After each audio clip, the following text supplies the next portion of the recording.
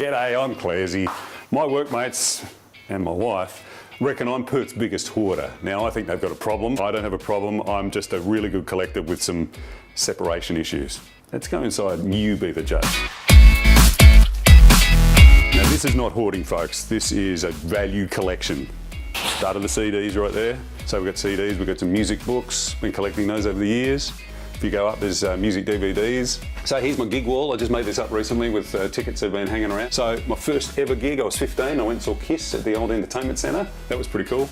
U2 and BB King, seen them a couple of times. Jackson Browne, probably 7 or 8 years ago at Kings Park. And a few here that didn't make it, but these are the ones that I took my mum to, like Kenny G.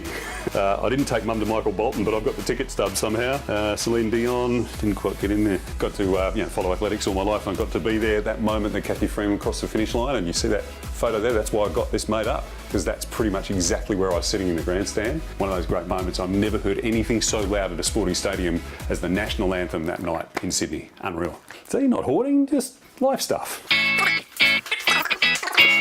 Okay, after spending 100 years, pretty much 100 years in radio, you end up with a lot of stuff. This very cool 70s plastic radio, the microphone from, I think, 1940s radio out in the wheat belt. You know, bands and that come in, you get them to sign something and then you just name drop them forever. And this little stinky unit here is probably, probably from the 50s, I think. I just keep stuff anyway. The closest thing that I reckon to hoarding is music and movie and TV postcards. This is about 1/3 of what I've got.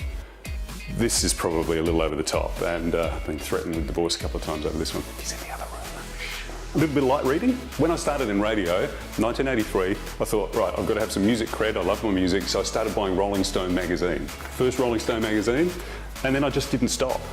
As you can see there, there's 400 and something Rolling Stones since 83 to 2016.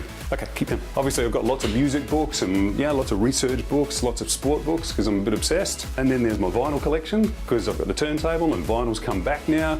And without my singles, then what are you going to do on a Friday night? So there's a few singles there.